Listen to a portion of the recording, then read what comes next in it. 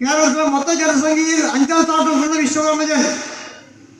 5ാം സ്ഥാനത്ത് നോക്കിയാൽ മതി. ഹിന്ദു ജനസംഖ്യയിലെ 3ാം സ്ഥാനത്ത് നോക്കണ്ട.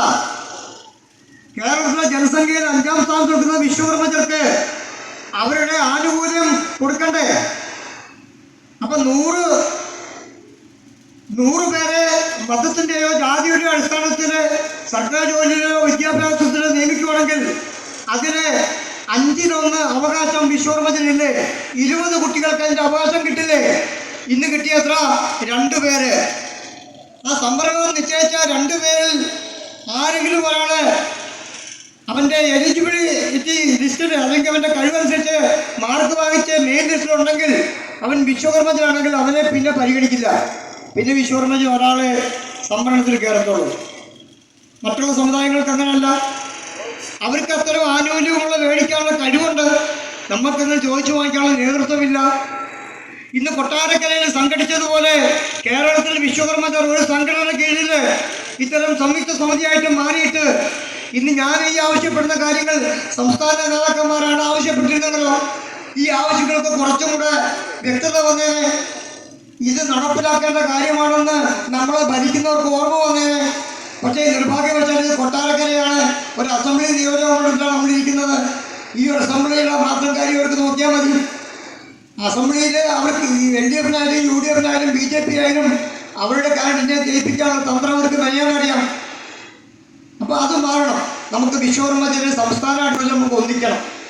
ഇന്ന് സംയുക്ത സമിതി എന്ന സംഘടന കഴിഞ്ഞ വർഷം രൂപീകരിച്ച സമയത്ത് കൊട്ടാരക്കരയിൽ മാത്രമായിരുന്നെങ്കിൽ ഇന്ന് കൊല്ലം ജില്ലയിലെ എല്ലാ താലൂക്കുകളിലും ഇത്തരം പരിപാടി നടക്കുന്നത് വിശ്വകർമ്മ സംയുക്ത സമിതിയുടെ പേരിലാണ്.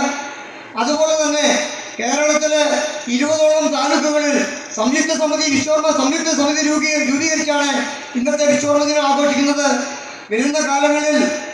വരാൻ പോകുന്ന കാലഘട്ടങ്ങളിൽ ഇത്തരത്തിൽ കേരളത്തിലെ വിശ്വകർമ്മജനെല്ലാം സംഘടനാ വ്യത്യാസങ്ങളെല്ലാം മാറ്റിവെച്ച് അവരുടെ വിശ്വകർമ്മജന്റെ ആവശ്യങ്ങൾ നേടിയെടുക്കാൻ വേണ്ടി ഒന്നായി കഴിഞ്ഞാൽ ഈ കേരളത്തിലെ ഒരു രാഷ്ട്രീയ പാർട്ടികൾക്കും ഒരു മുന്നണികൾക്കും നമ്മുടെ അവകാശങ്ങളെ മാറ്റി നിർത്തി അവർക്ക് മുന്നോട്ട് പോകാൻ കഴിയില്ല. ഇപ്പൊ അതായിരിക്കണം നമ്മുടെ ഇനിയുള്ള ലക്ഷ്യം. അതിന് AKVMSന്റെയും BSSന്റെയും KGSന്റെയും TVSന്റെ ഒക്കെ സംസ്ഥാന തലത്തിൽ ചർച്ച പുരോഗമിക്കുകയാണ്. വരുന്ന കാലങ്ങളിൽ നമുക്ക് തീർച്ചയായിട്ടും പ്രത്യാശയ്ക്ക് വകയുണ്ട്. അടുത്ത വർഷം വിശ്വകർമ്മ ദിനത്തിൽ മിക്കവാറും സംസ്ഥാനം ഒട്ടുക്ക് വിശ്വകർമ്മ സംയുക്ത സമിതി എന്ന കൺസെപ്റ്റിലുള്ള സംഘടനകൾ രൂപീകരിക്കപ്പെടും. സംഘടനാ പ്രവർത്തനം വ്യത്യസ്ത മേഖലയിൽ AKVMS അതിൻ്റെ നിലവാരത്തിലും VSS അവരുടെ സംഘടനാ സംവിധാനത്തിലും പ്രവർത്തിക്കും. എങ്കിൽ തന്നെയും കൊട്ടാരക്കരയിൽ പ്രവർത്തിക്കുന്ന പോലെ വിശ്വകർമ്മജന്റെ പൊതുവായ ആവശ്യങ്ങൾ വരുന്ന സമയത്ത് നമുക്ക് ഒന്നിക്കാനും ഒരുമിച്ച് നിന്ന് പോരാടാനും കഴിയും. നമ്മുടെ ശാസ്താംകോട്ടയിൽ ഈ അടുത്ത സമയത്ത് ഒരു വിശ്വകർമ്മ വിദ്യാലയത്തിൽ വെച്ച് കരണ്ടടിച്ച് മരിച്ച കാര്യം നമ്മളാരും മറന്നുപോയിട്ടില്ലല്ലോ. ആ കുട്ടിയുടെ വീട് പത്രങ്ങളിലും ദൃശ്യമാധ്യമങ്ങളിലും ഒക്കെ നമ്മൾ കണ്ടിട്ടുണ്ട്. ഇവിടുത്തെ രാഷ്ട്രീയക്കാരും ഭരണക്കാരും അത് കണ്ടിട്ടുണ്ടെങ്കിൽ ഇന്നത്തെ വിശ്വകർമ്മജന്റെ ശരാശരി ഒരു ജീവിത നിലവാരമാണ് ആ വീട്ടിൽ കണ്ടത്.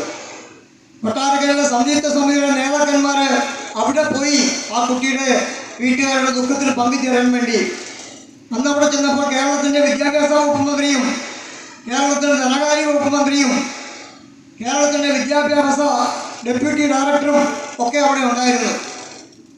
അവരോട് സംയുക്ത സമിതിയുടെ കൊട്ടാരക്കരയിലെ നേതാക്കന്മാർ ചില കാര്യങ്ങൾ ആവശ്യപ്പെട്ടു. ഇത് ശരാശരി വിശ്വകർമ്മജന്റെ അവസ്ഥയാണ്. വിശ്വകർമ്മജന്റെ ജീവിത അവസ്ഥയിൽ മാറ്റം വരണം. അതിന് ഗവൺമെന്റ് മുൻകൈ എടുക്കണം. അപ്പം നമ്മുടെ വിദ്യാഭ്യാസ മന്ത്രി പറഞ്ഞു, ഞങ്ങൾ വേണ്ടതെല്ലാം ചെയ്തുകൊള്ളാം, അതിനുള്ള പദ്ധതിയൊക്കെ ഞങ്ങൾ നടപ്പാക്കുന്നുണ്ട്. ആദരണീയനായ കൊട്ടാരക്കരയുടെ MLAയും കേരളത്തിൻ്റെ ധനകാര്യ വകുപ്പ് മന്ത്രിയുമായ ബാലഗോപാലൻ സാറും പറഞ്ഞു, ഞങ്ങൾ ആവശ്യപ്പെട്ടതുകൊണ്ട് തന്നെ കുട്ടിയുടെ അമ്മയ്ക്കൊരു ജോലിയും കുട്ടിക്കൊരു വീടും അത്യാവശ്യം അവരുടെ കടകൾ തീർക്കാനുള്ള പൈസ കൊടുക്കാമെന്നൊക്കെ പറഞ്ഞിട്ട് പോയി. എല്ലാം വാഗ്ദാനങ്ങൾ ഒതുങ്ങുക. ഇതുവരെ വീടൊന്നും വെച്ച് നമ്മൾ കണ്ടില്ല.